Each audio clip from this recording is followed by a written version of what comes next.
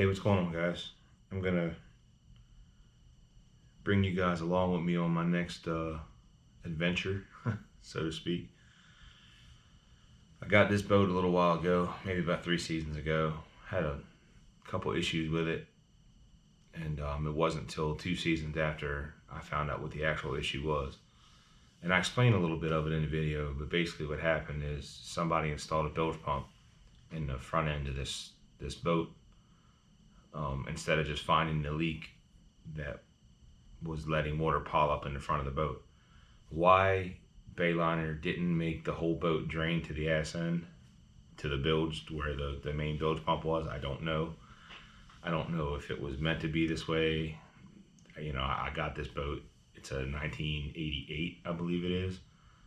I bought it 2 years ago, so that was what, 3 years ago, so that was 2017. It is what it is at that point. So had a lot of issues with this particular problem. Basically, I found a hole that was, or it just started out as a crack, and then as time went on, that season it had opened up, you know, and you could always look down in the cab while you're driving, and you could see that the floor was a little, you know, a little movie, I guess you want to call it. It moved when you hit waves and stuff like that, but you know, I figured it's just an old boat. I knew the floor was going to have to be redone at some point, so never thought I'd rip that floor up and find out that, you know, that much of the support had been cut out of the boat. And when I mean cut out, I mean absolutely 4 inches of that stringer was cut out to install this bilge pump. So there's a lot of ups and downs we had with that. We'd be sitting on the beach drinking a few beers with the kids out, you know, and happened to be looking over, and you can see the boat was sitting nice and level, and the next thing you know, it's listing over to the, you know, the side a little bit. And I remember one time I looked over at the old lady. I said, "Hey, does that boat look like it's leaning into you?" And when she looked at it, I figured I had a few beers. Maybe I'm too drunk to see it straight. I don't know. And about 5 minutes later, the pump kicked on, and you seen her start to level back up. So I'm like, well, shit, we're sinking. We got to get her up on the trailer. So I did that, pulled her up on the trailer. I pulled the boat off the trailer into the driveway, so I was able to work on the hole in the bottom. And patched it once. It seemed to do okay that season. We finished out the season. The next season it happened again. I repatched it, and now remember, at this point I don't have the floor ripped apart yet. So all I can see is underneath the bottom of the boat. So I patched it again on the second season. By the end of the second season, it was leaking so bad that we couldn't even plane off anymore without letting the water pump out. So we finally stopped taking it out. When I went to back it off the trailer here at the house last season, what happened was it's coming off the trailer. You know, as the boat was coming off the trailer, the front of the boat stayed straight with the trailer, but the ass end started to flex down. Like the actual fiberglass hull was flexing down, and I was like, man, oh, broke my heart. So that's where it sat most of the winter, and I didn't really winterize it because I didn't have any plans of what I was going to do. I didn't know if I was just going to try to get out from under it, give it away, sell it, try to part it. I didn't know what I was going to do. So beginning of this season, my driveway is long, but it's not side by side. I can't fit the boat and the camper in the driveway side by side, so I got to swap them. When I want to use the camper, I got to pull the camper out and put the boat back. And then, you know, the boat will be in front, and when we're ready to use, you know, the camper, I got to pull the boat out, pull the camper out, put the boat in the back, and then put the camper in front of the boat. So anyway, this season, with this damn coronavirus, all our camping's got screwed up. We ain't been able to camp yet. I guess we're not even technically supposed to be boating yet, but, you know, if I get this boat running and I get it right, it's going out on the water. I don't give a shit what Hogan says. So basically, I pulled it out. And I figured, you know, let me try to see if this engine's going to start. If this engine doesn't start and it doesn't run, I'm not touching this boat. I'm just getting rid of it. Well, I'll be damned if that old girl didn't just fire it up right on the first couple pumps. I dumped a little bit of fuel in the carburetor, cranked it over, man. It cycled like maybe 3 or 4 times. And then that bitch just fired up and purred like a kitten. So, all right, well, she wants to run, so now it's time to fix it. And let me tell you, fiberglass work, that's money. That is money, and there's no room to screw it up. If you screw up, you just wasted $300, $400. So try to do your research. Try to make sure you know what you're doing with fiberglass. And I'm not perfect at it, and I know I'm probably not doing it the professional way it's supposed to be done. However, when this project's done, we're going to be able to see if I knew what I was doing or not. The resin and hardener is god awful expensive. The fiberglass itself, depending on where you buy it, is expensive. It's, you know, I guess that's why they say when you hear the term boat, it's break out another 1,000. So it's so far I'm into this fix for about $500, and I haven't even touched anything on the motor yet. I know the motor's got a hole in the block, but it pumps water in. It shoots out the side of the block. It still cools the engine. Drops down into the bilge. The bilge pumps it back out. So guess what? We're sending it. We're going to run with that. There is a engine right here, 350, that we're going to eventually get running and put in that boat. But again, up until about 3 weeks ago, I wasn't sure if I was keeping the boat or not. So now I'm sure I'm keeping it. So that's kind of the backstory on where I started with this project on this boat. And I know I'll probably maybe repeat myself a few times here in the video, but you know, just fast forward past that part, or if I catch it, I'll try to edit it out. Again, I'm not real professional when it comes to this editing and all this stuff. I just post videos and I do my own thing, and you know what, y'all love it or hate it, it is what it is. So we'll get into that video. I'm not done the project as of yet, but it'll probably be like a 3 or 4 part series. And you know, we'll go with that. We'll see what happens. Hopefully when all this lockdown and stupid stuff with this virus comes through, I'll have a boat ready to go out on the water. So we'll get into that. I'll show you some of the video footage I have, and we'll go from there, huh? All right. Hope you enjoy it. What's up, guys? We're doing this old boat fiberglass floor job. I'm gonna try to get most of the steps on video. That way y'all can tell me whether I screwed it up or not. But I'm gonna switch you over. So basically, what I have going on is here's the stringer to the boat. That's where they cut it out. You've seen it in the first video.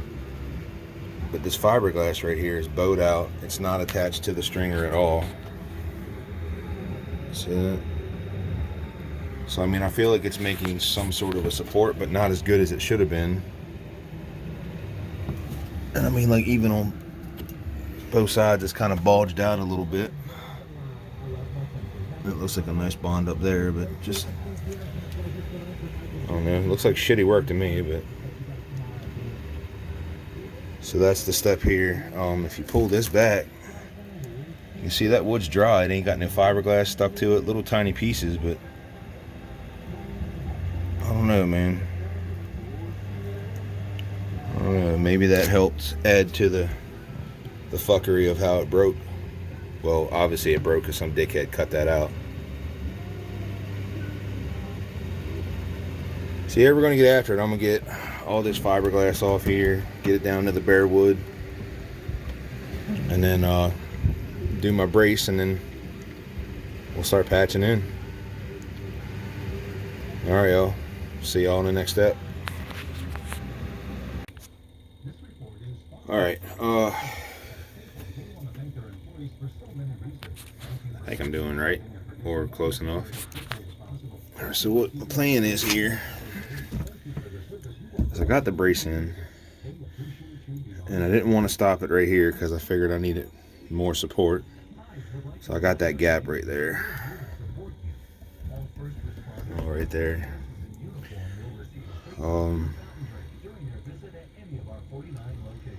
Yeah, I don't know how well this is going to work, but anything is going to be better than the way it was.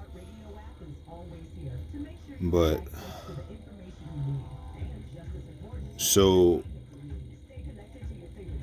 what I've been taught, again, by my aunt that does some fiberglass, is you take the fiberglass and you cut it up into small pieces, like spaghetti pretty much, and you mix your epoxy up. And when you have that all mixed up, you just put it in the epoxy resin, and you use it as a filler, as an epoxy filler. So that's the plan from here. And then once I fill this crack up, I'm going to try to block this backside off and fill that up as best I can with the spaghetti resin, I guess we're going to call that. And then when we're done, I'm going to cut these off, that, cinch them down after it's all cured for a day or so, and then fiberglass all this in to the bottom of the boat. And hopefully, well, I mean, I rode it for 2 seasons like that with nothing in it, so hopefully this will actually help. So that's the next step, so I'm gonna get after it, and we'll see y'all in a bit. Alright, so I got my pieces chopped up, got my resin, my hardener, mixing cup, mixer. And what I'm going to do is 5 to 1, 5 parts hardener or resin to 2 parts or 1 part hardener. 5 to 1. Obviously 5 of the bigger can, 1 of the smaller can, resin, hardener. I'm going to put some in here, and then I'm just going to take about half this cup out and put it in there. And then what I'm going to do is I'm just going to dump it in here and just keep it going in there, and then take a screwdriver or something to push it down, make sure it hits the bottom of that crack, and hopefully we got something going on here. So we'll be back on the next step. What's going on, guys? Coming back now. Let's see here, y'all don't want to see my ugly mug. So it's my stringer patch. Before, this was the regular stringer, and this piece was cut out, like I said, these knuckleheads with the dam. So you'll see that in the first part of the video once I put them all together. So what I wanted to do here was strengthen this. So behind here I through bolted it. I'm going to tighten them down today and make sure they're crisp. I'm going to take and notch a little half hole right here to put this tube in somewhere around here to get it away from the weak point, which really, I mean, it's not weak now. I mean, the boat's still moving a little bit, but it's nowhere near. I mean, I'm putting all my weight on that mother.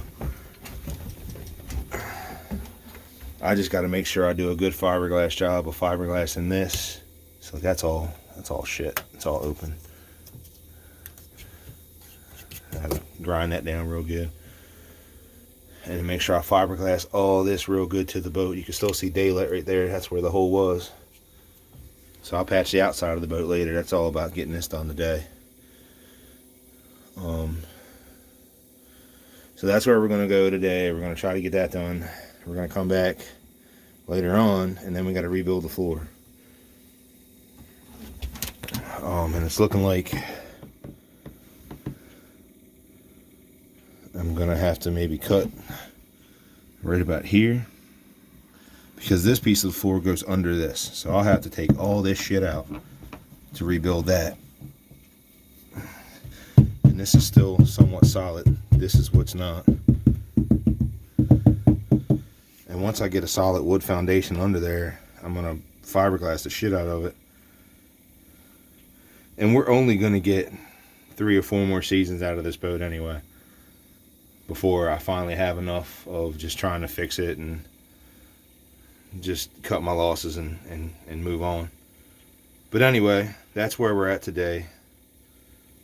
I do have a GoPro coming in the mail, so I'll be able to start setting up a tripod and recording the shit I want to do. And it's hard to do on the cell phone. I was using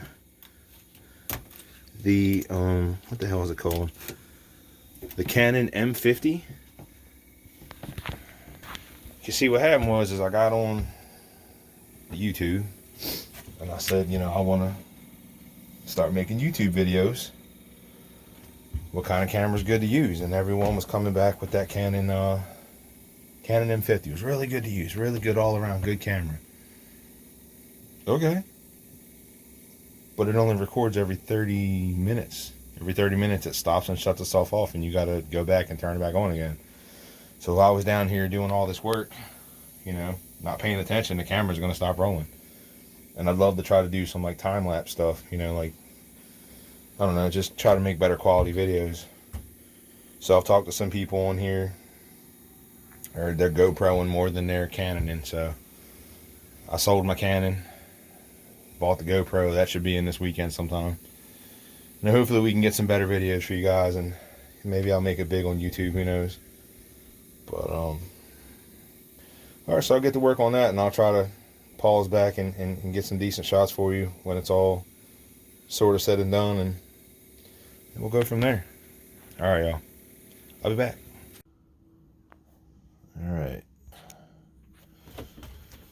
I think for the most part we're done here as far as the stringer is concerned. Obviously there's a lot more work to be done to the boat, but I have to make sure this is going to sail up right first. The floor is going to cause me a bit of an issue, but we'll work on that later. But we're going to let that dry up. So if you're going to use these pumps from West Marine, don't be a jackass. It's no longer 5-to-1, meaning 5 pumps this to 1 pump of the resin. If you buy this pump system for the West system, the 105, it's 1 pump per 1 pump. That mixes its own 5-to-1 ratio. So I may have fucked this up, but we're gonna let it sit overnight. We'll come back, take a look at it tomorrow. Another thing I did,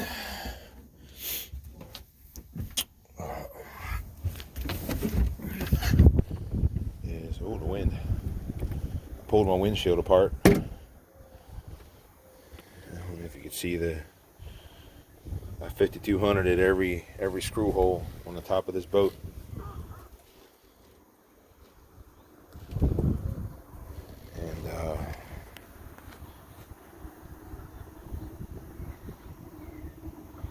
And if you could see all that 5200 around that pulpit on the front.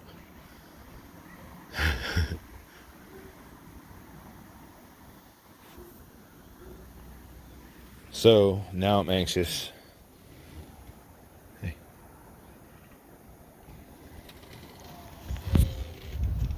So now I'm anxious to get some rain. See if it's going to fill up again. The way that front pulpit looked, that had to be where the issue either was or is, or hopefully now is not. Also did my, if you can see them windows right there, that one there, I sealed them up.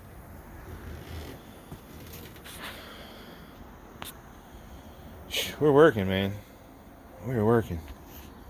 One good thing, so she'll do it.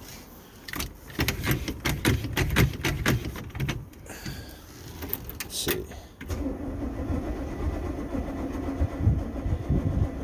No.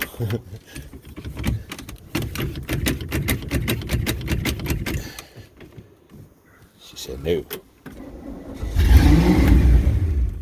There she is.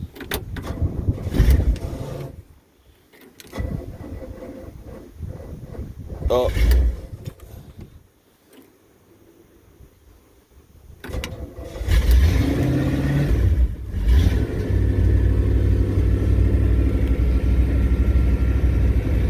I flooded her.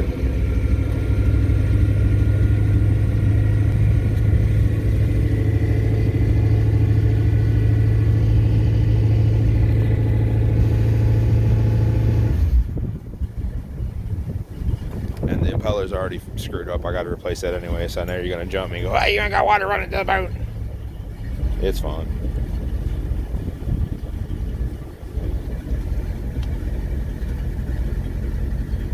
So,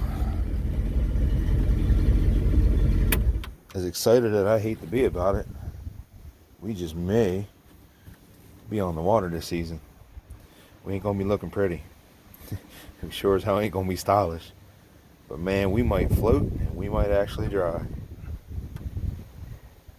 Which I think the whole life of this boat, we've never done that in one season. We've never floated and drove at the same time. It's always had a hole in it. It's always taken on water. And we drove.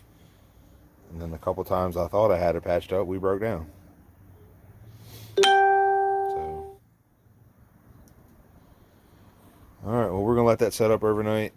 And hopefully we can, I don't know, get to work on the floor maybe next week. We got some stuff going on this weekend. I'll give it a nice couple day or two to set up. Alright, y'all. I'll be back on the next part whenever that is. Y'all take care.